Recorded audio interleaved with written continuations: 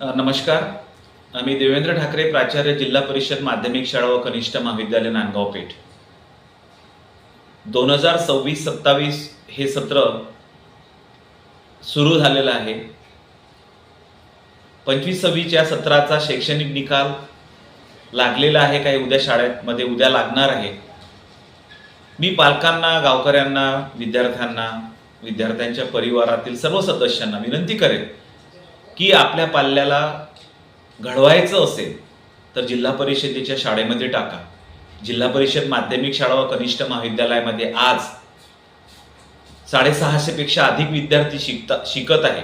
वर्ग 5वी ते 12वी वर्गापर्यंत सगळं शिक्षण मोफत आहे. विद्यार्थ्यांना पुस्तकं, गणवेश, इतर सुविधा, संगणकाच्या सुविधा ह्या सुद्धा आपल्या शाळेमध्ये मोफत मिळत आहेत. दर्जेदार शिक्षण देण्याची हमी आम्ही घेतो आणि ते आम्ही देण्याचा पूर्ण प्रयत्न करतो. हे मागील शैक्षणिक वर्षामध्ये आणि चालू शैक्षणिक वर्षाच्या आमच्या गुणवत्तेवर तुम्हाला दिसून येते. यावर्षी आमच्या शाळेमधून NMMS जी राष्ट्रीय प्रज्ञाशोध परीक्षा असते त्यामध्ये शाळेचे 4 विद्यार्थी पात्र झालेले आहेत. त्या पात्र परीक्षेमध्ये एका विद्यार्थ्याला 48,000 रुपयांची स्कॉलरशिप त्या विद्यार्थ्याला मिळणार आहे. एवढंच नव्हे तर इंटरमिजिएटमध्ये जवळजवळ आमचे 30 विद्यार्थी बसले होते. त्याचा 100% निकाल आमचा लागलेला आहे. 7वी आणि 8वी आणि 5वीच्या स्कॉलरशिप परीक्षेमध्ये सुद्धा बरेच विद्यार्थी पात्र झालेले आहेत. 150 पेक्षा अधिक विद्यार्थी 25-26 या शैक्षणिक वर्षामध्ये आमची तालुक्यापासून तो विभागापर्यंत सर्व खेळ प्रकारामध्ये शाळेने नैपुण्य मिळवलेले आहेत आणि 32 पेक्षा अधिक विद्यार्थी विभागीय स्तरावर जाऊन त्यांना प्रमाणपत्र मिळालेले आहेत. त्यांनाही भविष्यामध्ये त्याचा फायदा होईल. असा एकंदरीत आमच्या शैक्षणिक हा एक गुणवत्ता आमच्या शाळेने राखून ठेवलेली आहे. शाळेमध्ये जे शिक्षक आहेत ते सुद्धा PhD झालेले आहेत, प्राचार्य झालेले आहेत. सगळे MSc, M.Ed, M.Ed, M.Phil अशी उच्च शिक्षित आमचा वर्ग आहे आणि आम्ही तन मनाने विद्यार्थ्यांना घडवून विद्यार्थी चांगला घडला पाहिजे ही एक आमची अपेक्षा आहे. म्हणून माध्यमिक शाळा कनिष्ठ महाविद्यालय नांदगाव पेठ येथे अमरावती जिल्ह्यामध्ये काही निवडक शाळेपैकी आमच्या शाळेमध्ये व्यावसायिक अभ्यासक्रम सेंट्रल गव्हर्नमेंटचे चालवले जातात. त्यामध्ये 9वी, 10वी, 11वी, 12वी या 4 वर्गासाठी चालवले जातात. हेल्थ केअर आणि मल्टी स्किल असे हे 2 ट्रेड आमच्या 9वी, 10वी, 11वी, 12वी साठी विद्यार्थ्यांना शिकवल्या जातात. हिंदी विषयाला 9वी, 10वीला पर्याय आहे आणि 11वी, 12वीला इतिहास विषयाला पर्याय आहे.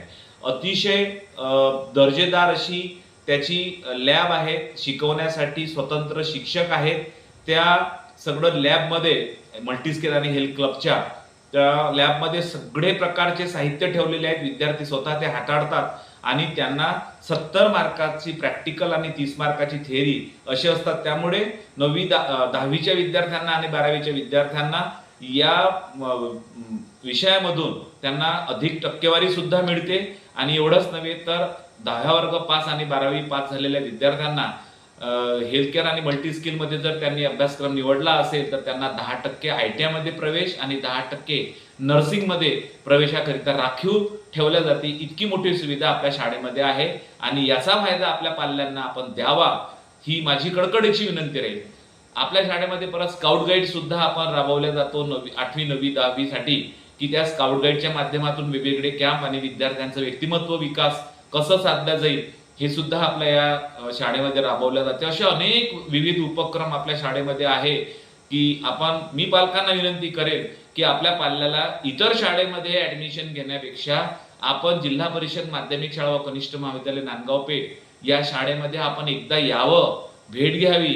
शाळेचा परिसर, शाळेचं सगळं पायाभूत सुविधा आपण पाहाव्यात आणि नंतरच आपण आपला प्रवेश शाळेमध्ये निश्चित करावा. आपण शाळेमध्ये येऊन आपल्या पाल्याचा प्रवेश निश्चित करावा ही एक पुन्हा अपेक्षा. आपल्या जिल्हा परिषदेच्या हायस्कूलमध्ये आपल्या पालकांनी ऍडमिशन करावी, प्रवेश करावी ही एक कळकळीची विनंती करतो. तुम्हाला जर तुमच्या मुलांचं पाल्याचं भविष्य घडवायचं असेल तर तुम्ही फक्त जिल्हा परिषदेच्या माध्यमिक शाळा व कनिष्ठ महाविद्यालय नांदगाव पेठ येथे प्रवेश करा आणि आपल्या पाल्यांच्या भविष्याबद्दल निश्चिंत राहा एवढं प्रामाणिक आश्वासित करून आपल्याला सर्व विनंती करतो की आपल्या पाल्याची प्रवेश वर्ग 5वी मध्ये असेल, 6वी मध्ये असेल किंवा 8, 9, 10, 11वी, 12वी कोणत्याही वर्गामध्ये असेल, आपण आपल्या पाल्याचा प्रवेश निश्चित करा आणि आपल्या पाल्याची प्रगती हमखास प्राप्त करा एवढा आश्वासित करतो आणि आपल्याला विनंती करतो की आपण नक्कीच या गोष्टीचा विचार करावा आणि कुठेही न टाकता फक्त जिल्हा परिषदमध्ये आपल्याला प्रवेशित करावा अशी अपेक्षा करतो. धन्यवाद.